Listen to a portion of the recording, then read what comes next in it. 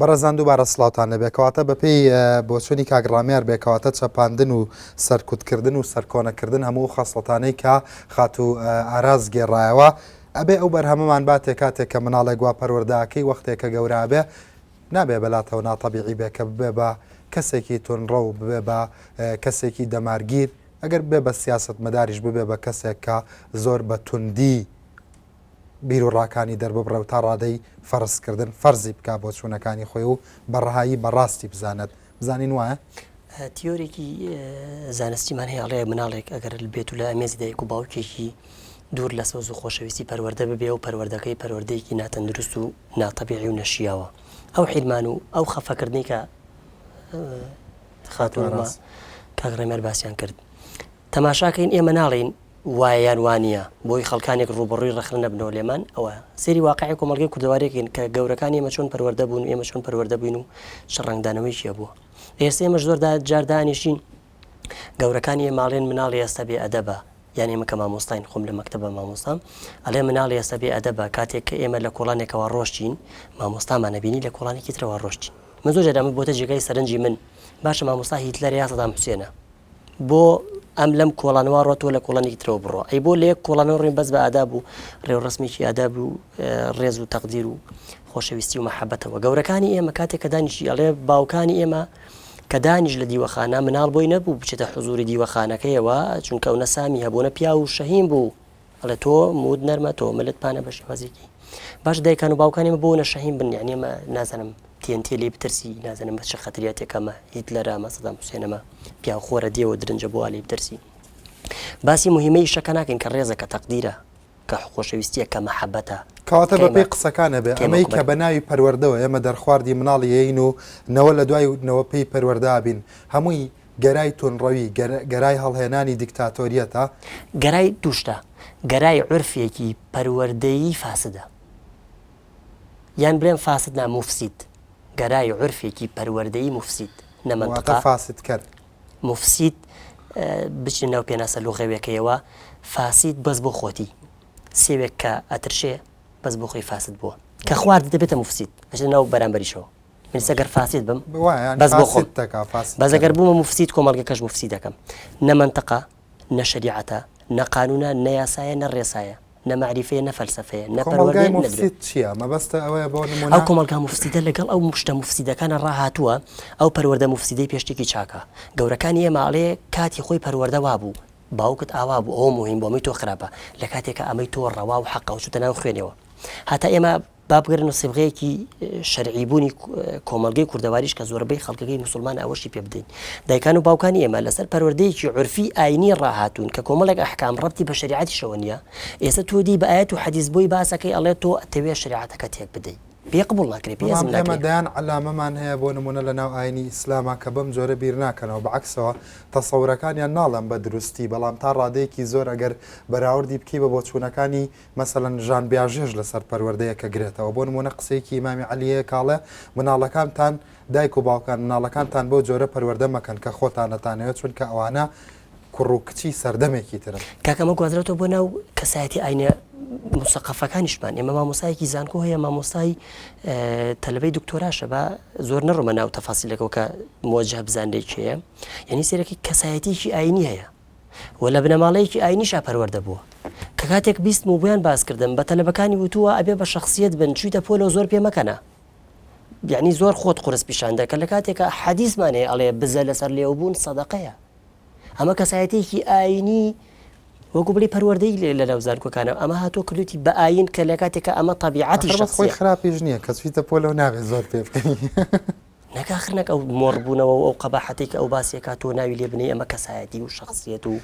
زۆر باشە کەواتە باسەکە زۆر لی دەرنەچین باشە ئێمە ئێستا بە کورت و مختصری مەسەڵەن ئێمە بۆچی تونڕەوین لە بیر و بۆچوونەکانمانە ئێمە بۆچی هەمیشە هەوڵی خۆسەپاندنین مەسەن لەسەر مێزێک لە بەرنمەیەکی تەلەڤیزۆنیا من ئەوە ناکەم بەڵام مەسەلەن زۆر جار ئەبینی بۆ نمونە کەسێک لە میوانەکان هەوڵەیە عەرزی معریفەی خۆی بکا بەسەر ئەوی ترا مەسەلەن ئێوێ ئێوێ مەسەلەن گەورەی خۆی عەزەمەتی خۆی پیشان بە تحقیقی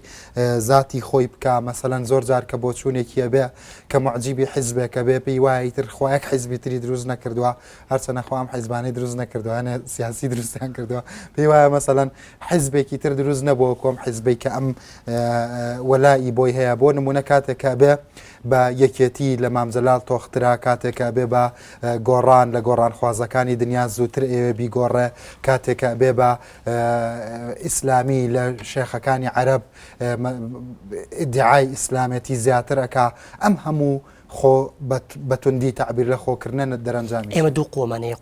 قۆیەکی معنەوی معریفی قۆیەکی مادی بەرجەستەی هەبوو قۆ معنەوی معریفیەکە هێزی خۆیەکە کاریگەری خۆی بەڵام نابینرێ بەڵام جێکەوتێ بێ بەرەنجام بێ شوێنە وارجێ ئێڵێ هێزێکی ئەبێ وەکوچی ناتوان ئێمە دەنگ نابینرێ قیاسیش ناکرێ بەڵام کاتێک دەنگ وجودی هەیە گە دەنگێکی زۆر بەقوت لە جامێک بدایشکێنێ ئەم دەنگە بۆن نابینرێ بەڵام بۆنێکی زۆر ناخۆش گەیشتە ئێحساسی تۆ هەستی بۆنکردنی تۆ ئیزعاجتەکە ناڕەحەتەکە وەکە شوێنە جێبێڵێکەوە بوو ئەمە هێزیە بوو کاریگەریە بوو هەروەکو چۆن مادەکە کاریگەری هەیە تحقیقی ذاتی خۆت چ وەکو کەسایەتێکی معنەوی معریفی چ وەکو کەسایەتێکی مادی هەبوو بیئەی کوردی یەک دانێ لە بەرچاو گرتووە بەس کەسایەتی مادی هەبوو هێزی خۆی بسەلمێنێ کە بە فعلی لە بەرچاوێ ئەبینرێ ئێستا من لەم بەرنامەیە هەمووتان ببەزێنم هەمووتان ناڕەحەت بکەم جوابتان پێ نەمێنێ ئیحراجتان بکەم عەدنان سەلمێنرا وجودی هەیە لێرە ئەم وجودەی هەیە ئەو تحقیقی ذاتی کە ماسلۆ باسەکە کاتێک بە ئەو پلەبەندی و پەیژەی کە بۆی کردووە لە ترۆبکە ئینسانەکاتە تحقیقی ذاتی خۆی سەی کەساتی تایکی کوردی کە بزانە چۆنە بە سیارە خۆی سەلمێنێ بە بینا بە خان و بە شەهادەیە کە ناوی لێ ناوە شەهادە کە مەرحەبای کەس نەکاو مۆڕ بێ و جوابی کەس نەداتەوە بەمانە خۆی سەلمێنێ بەڵام قۆی معنەوی معریفی زۆر هەناسە درێژتر و چاکتر و باشترە و ماوەتریشە ئەو کەسانی کە بە سیارە و بە مادە و بە سوڵتە و دەسەڵات خۆیان سەلمان نەمان و وەکو ئەو سەدام حوسێنی کە بینیمان چوێ بەردەم پەتی سێدارە و زۆر بە ناڕەحەتی و خەڵکێکی زۆریش عاتفەی بۆ جۆڵاکە نەما بەڵام نەجمەدینی مەلای خۆمان کە ئەدیبێکی گەورەی کووردە حاڵی نەبوو ماڵی نەبوو لە ماڵەکەی خۆیان کە مرد دوو پشی لێ هەبوونیان تیتلە و بیبلە بوو پاش 3 ڕۆژ گوێچکیان خواردە بوو کە چوونە سەر نەجمەدینی مەلا سەرەکەن بە بێکەسی سەری نایەوە بەڵام نەجمەدینی مەلا ئەو فەرهەنگە معریفی کە بۆ ئێمەی جێڵاوە ئێستەش پرۆفیسۆرەکانی ئێمە دکتۆرەکانی زانکۆی ئێمە یەک تێزی دکتۆرا ببینەوە زۆر بەدەگمەن باناڵێم 1970 ناوی نەجمەدینی مەلایتەیە کە کەشکۆڵێک بۆ ئێمە کە فەرهەنگ بۆ ئێمە لە بواری ئەدەبا کابرایکی ئەوە دەوڵەمەند بۆ بەڵام تیتلەوە بیبلەی پشیلەکەی ماڵیان گوێچکیان خواردو لوتیان خواردو ئەو قووە معنەوی هێزێ ئێمە تحقیقی ذاتمان نین وجودمان نییە ئەم وجودەکە نەبوو کە معنەویاتت نەبوو کە معریفە نەبوو کە شتێک نەما تۆی تا خۆتی تا ببینیتەوە تۆ دێ ئەتێ بە فعلی بە مادی خۆت بسەلمێنی ئەوەمان لێ بسەنێت و هیچ نین هیچمان نییە هیچ شتێکمان دیار نییە ئەو معریفەمان نییە ئەوەی کە بەردەوام ئەوێت مەسەلەن زیاد لە قەباری خۆی گەورە بکە و بەردەوام شووتیە خاتە بنباڵی خۆی کەواتە ئەمە لە ناخەوە بەرەنجامی نەبوونە هیچ زفتە ڕۆبۆتێکە هەیکەلێکە ئەم هەیکەلە دی ئەوێ بە قورسایی سەنگ بچێتە بان میزان و کێشانە و پێوانە هەبوونێ قۆی معنەوی نییە زۆر جار لەبەری مناڵەکانیش لە دەرەوە پەروەردەبوون و کۆنتاکتت هەیە و مامەڵی ڕۆژانت هەیە لەگەڵ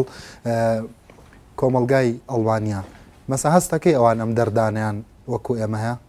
بەردەوام مەسەلەن محتەم بێ بەوەی چۆن خۆی بسەلمێنێت چۆن بیر و ڕاکانی بەتوندی بگەێنێ هەرچەندە ئەڵمانیا مەشهورە بەوەی کە بیری تۆنڕەوی لە ڕۆژگارێکا لەوە سەری هەڵداوە بەڵام لە کۆمەلگای ئەمڕۆی ئەڵمانیا هەڵێم کە نازیەت تا ڕادەیەک هێمای پرسیاری لەسرە من لەسەر ئاستی سلوکی جەماعی خەڵکی ئەڵمانیا پرسیارت لێ یەکەم هەستەکەی ئەم حاڵەتانە زۆرە وابزانم توانم بگەڕێمەوانێ سەر ئەوی مامۆستا کە باسی کۆمەڵێک ئادابی کرد کەوتم ئاوەکە بێنە مناڵەکە ئاوەکە بێنێ بۆ گەورەکە ئەمە هەمان شتە کە تۆ خۆت یعنی وەکو میلەت تعریفی ئادابی خۆت نەزانی بکەیت کە نەزانی ئەو ئادابە لەکوێوە هاتووە کە ئەمە یا لە دیانەتەوە هاتووە یا لە ترادیشنێکەوە هاتووە کە وەرەگرتو و پرسیارن نەکردووە میلەتی ئەڵمان کە تربێتی مناڵ ئەیان لەسەر بناغی پرسیارکردن ئەم شتە ئەبێت لەسەر بناغی ئەوەی کە ئێمە چۆن بەرامبەر بە یەک دانیشتوین لە بەرزاییەکە چاومان بەرچاوی یەک ئەکەوێ مناڵ و گەورە وا معاملەی یەکتری ئەکەن توندڕەوی کاتێکە دروست ئەبێ بەرامبەر بە مناڵ لەو کۆمەلگایە دروست ئەبێ لەو پارچە کۆمەلگای ئەڵمانیا دروست ئەبێ کە مستەوای کۆمەڵایەتیان زۆر نزمە ئەگینا دروست نابێت لە کۆمۆنیکیشنی ڕۆژانە بۆ نمونە کاتێکە لە کاتی انتخاباتە ئێوە مۆزوعەکە بەردەوام زۆر تیۆریەکەنەوە منیش بەردەوام ئەمەیە مۆزوعەکە ببەستمەوە بە ژیانی واقعی خەڵکی کوردستانەوە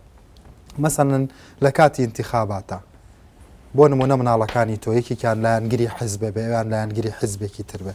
بۆ نمونە لەسەر گۆرانی بێژێکی دیاریکراوەیەکیان دڵنی پێ خۆش بێ ئەوی تریان پێی وابێ کە ئەمە میدیا گەورەی کردوێتەوە یەکجارەوە نەژوونەرمەندێکی عەزیم نییە مەسەڵەن ئەبێ بە مای سراعێکی زۆر تون مەسەڵەن خوێنیان بێتە کۆڵ لە تعبیرکردن لە بۆ چوونەکانیانە و لە کاتێکا کە مەسەڵەن ئەو حیزبەی کە کچە پشکۆلەکەت لایەنگیری بۆ بیدۆڕێنێ لە انتخاباتە و ئەوەی تریان بیباتەوە مەسەڵەن هەستەکەی هەمان سلوک خۆی بەرجەستاکە کە لە لای تاکێکی ڕۆژهەڵاتی لە کۆمەلگای کوردیە لە کاتی بوونی ئەم حاڵەتانەیە خۆی بەرجەستاکە ئەوەی کە من توانیم بە بیم بەو دوو کچەم ئەوەیە کە بچووک ئەبێ ڕێزی گەورە بگرێ گەورە ئەبێت ئەو واجیبە بخاتە سەرشانی خۆی کە شدڕون کاتەوانێ بۆ بچکۆلەکە باشە ئەمە تۆ باسی پرسیاری کۆمەلگای ئەڵمانی کرد مەسەڵەن چونکە بەتەنیا خێزان سەرچاوی پەروەردەنیە ئێمە کۆمەڵی موسسەمانەیە کە هەمووی کاریگەری لەسەر پەروەردە هەیە خێزانەتی مەکتەبەتی سیستمی سیاسی هەیەی وەنیە من باسی ئەو پانتایی مەساحی ئیجتیماعیم کرد ینی مۆڕاڵی گشتی کۆمەلگا بڵێ من بە دەورەکە ئەڵێم کچەکەم ئەگەر بڵێ من ئەمە حیزبێکی خۆمە و ئەمە بڵێن حیزبی سەوز بیباتەوانێ پچکۆلەکە گوێ لێ ئەگرێ پێڵێ بۆچی پێم بڵێ بۆچی بیباتەوانێ ئەو نقطانی کە لە پرۆگرامی ئەم حیزبایە چی و چییە بۆچی بەدڵتە ئەمە شتێکی کە ئەویش گەورەکەش پێ ئەڵێ بچکۆلەکەش ڕێی خۆی بۆڵێت لەم حاڵەتە هەردووکیان ڕێی یەکتری قبوڵەکەن ئەڵێ دە باشە تۆ مادام ئەوە بۆ تۆ باشە ئەوەش بۆ من باشە بەڵام بۆ مەسەلەی گۆرانی وتن من پێم وتم کچەکانم کۆمەڵی گۆرانیان لەسەر MP3 بۆ تەسجیل کردوم بۆی کە زوو بیرم کەوێتەوانێت کە ئەمە مۆسیقای کچەکانمە بڵین مۆسیقای گەنجی ئەمڕۆ چیە مۆسیقای دیسکۆیە مۆسیقای دانسا مۆسیقای ئەوەیە ڕەنگە من گوێم لە مۆسیقای کلاسیکی بێ ئەم شتانە بەڵام بەدەنگی بەرز ئەیکەنەوانێ من وەکو دایکێکی کورد ناڵێم پەلەپەل یعنی وەکو بڵین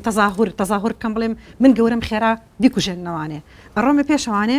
ئەڵێم ئەبێ ئەو ئاواهی بەرز بێت ئەویش ئەڵێ ئەخر بە بەرزینە بێت بەڕاستی زەوقی نییە منیش دەڵێم دە باشە بەیەکەوە گوێ لێ بگرین دانیشین بۆ بەیەکەوە گوێ لێ ئەگرین و لە سەدا لە سا ئەتوانە بڵێم نەوەی حاڵەتەکان مناڵەکانم قەناعەتم پێەکەن ئەم بەخشی ئەو مۆسیقای خۆشە زۆر باشە بەتەنیا مەسەڵەن مەبەستم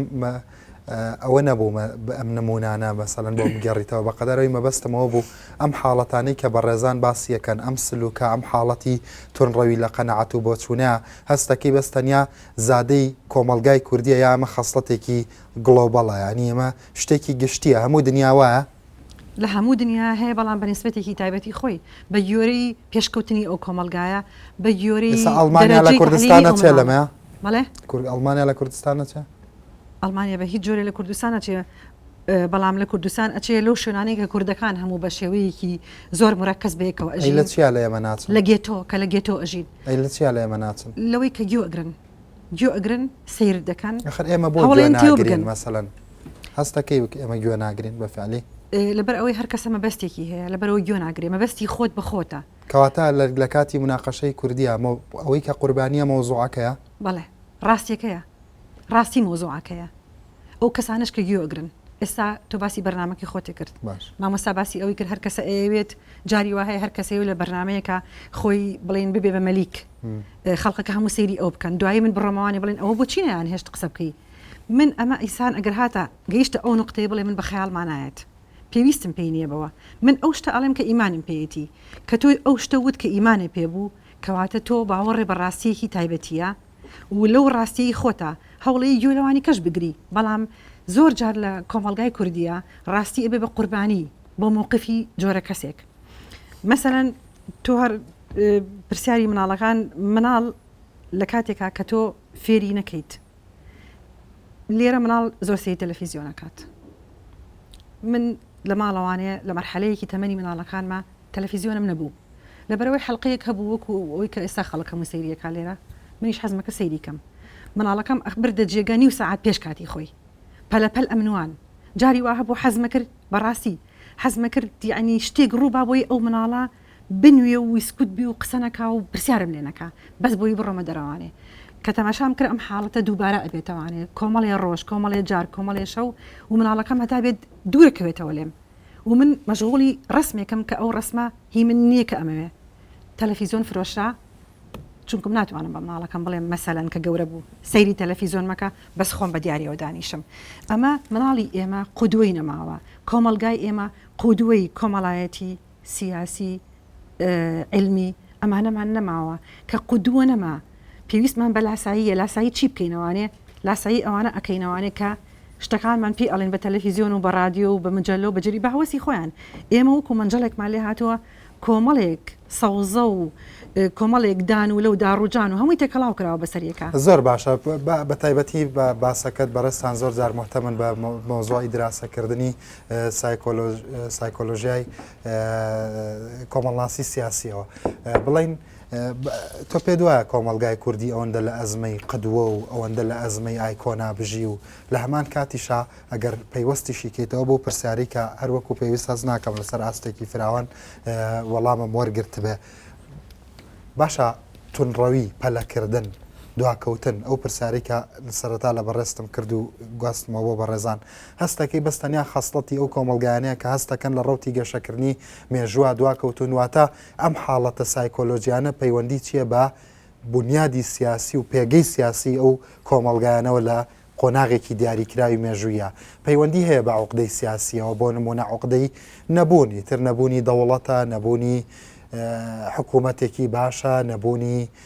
کۆمەڵە ئەوەی کە ئەوڵێ ئیدیالی نمونەی باڵایە کە چاوی لێ بکەین بۆ لایانی پۆزتیڤی من پێشەوەی وەڵامی و قسە بدەم و حەزم لێ بەگژی تۆزێک باسی ئەوانە بکەم کەوانیش باسییان کرد یەکەم جار سەبارەت بە کەسایەتی مادی هەبوون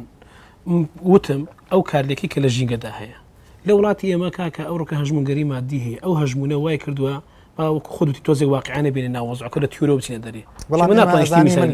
گلەی نا هەرچەنە ئێوە ئازادن لەوەی کەینەکەن من بەستەنیا ئیدارەی حیوارەکەکەم بەڵام هەستەکەم زۆر جار بۆ نمونە ئێمە باسی دەرونی ئینسانی کوور دەکەین بەڵام زۆر جار هەستەکەم ناتوانین سەرنجی گەنجێک لە ماڵەوە بە کێش بکەین پێتان وانە ئەگەر ئێمە باسی دەرونی کورد بکەین گفتوگۆیکی دۆڕاومان کرد ئەگەر لە نەتیجە نەتوانین سەرنجی پیرژنێکی کوردیش ڕابکێشین مەبەستم وایە ئێوە نمونونەکان زۆر ئەبنەوە بۆ ناو کتێب منیش هەرمە ڕایکەشنەوە دەرەوە حەزەکەم لە باسی واقع بکەن با هەر لە واقعەوە بەڵێ کۆمەلگای کوردیەوە کەسایەتی مادی هەمیشە تەماشا دەکەی لە کۆمەلگای کوردی وەختێک کە ئێستا کە هەژمونی مادەگەرایی هەیە خەڵک بەرەو مادەکە دەڕ بۆ نمونە ئەگەر منداڵێک لە ماڵی پارە پیاکە کەسێکی باشە بەڵام ئەگە معریفی بێ کەسێکی باش نییە بۆ ئەو ترسە وای کردووە ئابلوقی ئابووری فلان ترسی شەڕ ترسی نازانم چی ئەو هەموو ترسانەوەی لێ کردیا مرۆڤەکە بە دوای پارەدا بگەڕێت وەختە کەسێک کە دەوڵەمەندە کەسێکی باش نیشاندرێ لەبەرەوە زۆری بیرکردنەوەیان زۆر بیرکردنەوەیکی مادیە یعنی وەختێک کە تۆ زۆر بیرکردنەوەیکی مادی دەکەی حتمما ئەو حاڵەتە لێ پەیدا دەبێتن مەسلەی خۆ سەلماندنەوەی کە مامۆستا باسی کرد مەسلەی کێبێر ئەمە شتێکە ئێمە لە بیرمان چووە مرۆڤ جارێ بۆ وا دەکاتن خۆی بە متەکەبیر نیشاندا یان خۆی بسەپێنێ خۆی بەزە نیشاندا ئەمە نەقسێکی دەرونی خۆیتی هەیەی ئەو مرۆڤە نمونە ئینتخاباتی داوە لەسەر ململانی حیزبەتی من دەبێت بە واقعی زۆر باس بکەم بۆ لێرە چۆنە لە ئەڵمانیا چۆنە ئەمن هەموو جادرێن بنەمای ئەخلاقی لە وڵاتی ئەڵمان فەرقی هەیە لە ئەوروپا لەگەڵ کوردستانە بنەما ئادابیەکان و سلووکیەکان لە ئەوروپا فەرقی هەیە لەگەڵ کوردستانە کوردستان و ئەوروپا جیاوازی زۆریان هەیە بەڵام وەکو مرۆڤ دەتوانین ئینسانەکان یەک بگرنەوە بەڵام ئەم جۆری جیاوازیانە لە مەسایلی بنەماکان و ئێمە فەرقیان هەیە واقعیتر بینین ناو کوردستانە کاکە لە کوردستان وەختە کە ئینتخابات دەکە دەبێتن دوو حزب دێملمان دەکەن سێ حزب دێملمان دەکەن فەرقەکەی چی لەگەڵ وڵاتێکی وەکو ئەوروپا فەرقی ئەوەیە حزبەکانی وڵاتی ئێمە لە کاتی ئینتخاباتە مۆسیقاکەیان مۆسیقای سەردەمی شاخ مۆسیقای شەڕە مۆسیقاکە بۆ هانی حاڵەتی سایکۆلۆژی مرۆڤەکان بدە بە عاتیفەیەکی میژووی بیگەڕێنێتەوە لە پاڵەوەدا پرۆژەیەکی ئینتخاباتی خۆشی پێشکەش دەکات وەختێک کە ئەمە گوێ دەگرم لێشێک لە کەناڵەکان لێ هەر حزبێکی کوردی لە وڵاتیمە کە مۆسیقاکە مۆسیقای شەڕە چوار چەکدار و پێشمەرگێکیش بوو نیشان دەداتن ئەتۆ لە خۆت تۆ یعنی دەگەڕێەوە خەلفێتێک باگراوندێک دەگەڕێەوە بێ کە بوو مێژوشی تون بگەڕێەوە کە بۆ ناو شاخە ئەو کاتە چ دەبێ وەختێک دێم مناقشە لەگەڵ دەکەم دەرێم حزبی من حزبی ئەلفا حزبێکی وایە مناقشە بکەین تو دەڵی نا حزبی با حزبی منە حزبێکی وایە دەی مناقشە بکەین ئینفعال دەکەین بۆ لەبەر ئەو زرینگە و دەنگە و هینەی مۆسیقا شەڕەکە لە ناو مێشکمان هەیە ئینفعالاتی سایکۆلۆژیمان بەرز بۆ تۆ بەڵام لە ئەوروپا وانە لە ئەوروپا دوو پارت دوێ ململانێ بکەن پارتەکانی کەسە بەرنامەی خۆیان پێشکەش دەکات بۆ ئەوان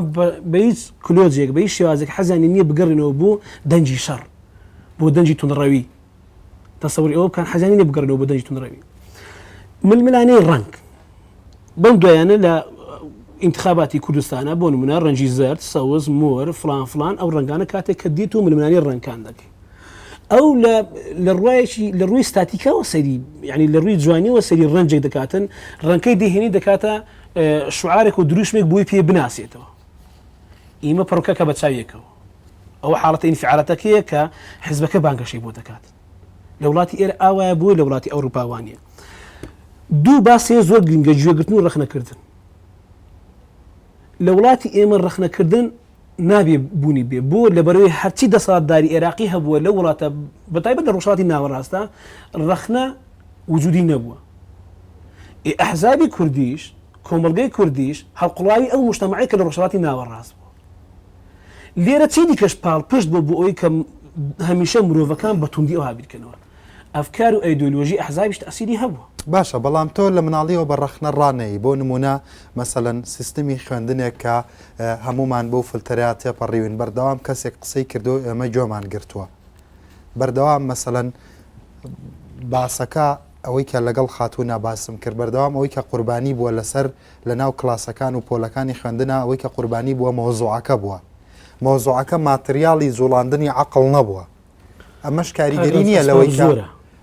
یعنی با ئەسبابەکان دواز بکەم ئەگەر بێ باسی پەروەردە بکەین ئێمە تا ساڵی 91ەوە پەروەردەکان ئەو پەروەردەکردن ناو قوتابخانەکان هەبوو ئاراستەکردنی و جۆرە پەروەردەی بەعز بوو هەردووی خەڵک پەروەردەکەی و مامۆستا باسی کرد شاخێک ڕسمێک دەکەی ڕسمی سیلاحەکەی بوون وەرە لە دوای 91ەوە جۆری پەروەردە ناسەقامگیر بوو لە وڵاتی کوردستانە تۆ دەبێ وەسبابانەش باس بکەین ناسەقامگیر بووە پەروەردەی کاتەوە مامۆستا 6 مانگ احتیمالە نزیک نازیم ساڵێک بوو چەندێک هەر بێ معاش پەروەردەیان گرتووە ئەخر حوسڵەی نییە ئەمە لاشتکە توجا شەڕی ناوخۆ پاشان کە دێی جارێکی دیکە ئەتۆ لە سیستەمی پەروەردەیی هەتا لە سیستەمی سیاسیتە زۆرێک لە سیاستوانە ئێستا کە ئەم وەزعی ئێستاکە بە وەزعی ئینتقالی دەشۆپێنین ئێتۆ سیستماتیکی ئیشەکان سەقامگیر نەبوو وەک کوردای دەڵی نەکەوێ سەسەکە ناتوانێت ئاراستە بکەیت باشە ژێرخانی فەلسەفی وڵاتی ئێمە چییە ژێرخانی فکریمان ینی ژێرخان هەموو شتێک ئایدۆلۆژیا ئێمەی تەوجیه کردیە وەکو ئایدۆلۆژیای بەعس وەرە بەیەوە سەر ئەحزابەکان ئایدۆلۆژیەکانیان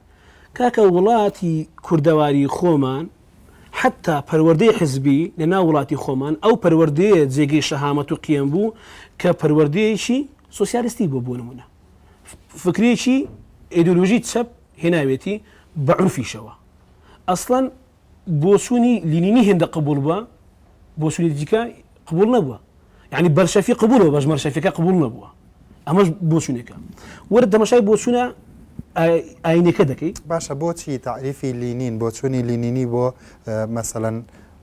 بۆ مشارەکەی سیاسی بۆ ڕۆڵی موسەقاف بۆ ئەوانە بۆ ئەوەندە ڕەواجی هەیە مەبەستمەوەیە ئەمە ئەم ئیدۆلۆجیەیە کە فۆرمەڵی ئەم ئەخلاقی کردووە لە ناو کۆمەڵگایە یا ئەم ئەخلاقیەتەیە ئەم سلوکەیە ئەم پێکاتە دەرونی و کۆمەڵایەتیەکە فەرزی ئەم جۆرە لە تعریفەکات فەرزی سەوریەت دەکات لینین بوو مەقبول بوو یعنی تا زمانێک و ئێستا کە شەڵچێکە مەسەلەن لینین بۆ خۆی کەسایەتێک بتوانێت مەبەستم لینین نییە بۆچوونەکەی لە سەدەمی شۆڕشی ئۆکتۆبەرە لە رووسیا بۆچوونەکەی لینین پێشکەوت لەبەرەوەی شۆڕشی لەگەڵ کرد کە شۆڕشی کرد ئەوان لە 7 ئۆکتۆبەرە لە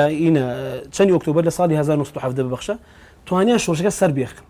وەختێک کە توانێت شۆڕشەکە سەر بێخن بۆچوونی مەرشەفیەکان ئەوە بوو کە ئەوان دانیست بە میانڕەوی بێنە پێشەوە بەڵام کاتێک بەرشەفەکان و لینیەکان هاتن بە شۆڕش هێنانە پێشەوە سەرکەوت ڕەوازی ئەو ئەفکار لە سەوڕەی مارکسیتە ڕەنجی دایەوە و پێشڕەفتی کرد ئیدی هەر کەسێک کاتێک کە بیرۆکەی مارکسیتی وەردەگرت بۆ لە ساڵی 20ەکانە بیرۆکەی مارکسیت هاتوتە وڵاتی عێراقەوە کاتێک کە حیزبی شوعی لە وڵاتی عێراق دروست بووە لەبەرەوەی دەسەڵاتدارەتی رووسی لەولا هەبووە ئەو بوسونە مەقبولوە لیبرالیەتی ئێستا بووی کە ئەمریکا ڕێبەرایەتی دەکاتن ئەوە مەقبولە بۆ نمونە وەخت دوایە ئێستا لە کۆمەلگای ئێمە مەسەڵەن ئەم بیرکردنەوەی مەقبولە بیرکردنەوە نەرمونیانەکە نانا بیرکردنەوە نەرمونیانەکە مەبەستم ئەوەیە ئێستا بۆ نمونە دوو حەزب خۆیان بەرجەستە بکەن ئەی بەستمەوە بە باسەکەەوە مەسەڵەن دانەیەکیان بە توندی تعبیر لە خۆی بکات دانەیەکیان بە نەرمونیانی و ئەوە پێدوانیە ئەوەی کە نەرمونیانە لەگەڵ دەروون و سایکۆلۆجیەتی جەماعی ئێمە نایەتە و تووشی نۆعێ لە اختیرا ببێت بەڵام دوای ئەم ناوبڕەوەڵام بەرەوە بەڕزانە گەڕێنەوە دیدارتان پاش کەمێکی تر.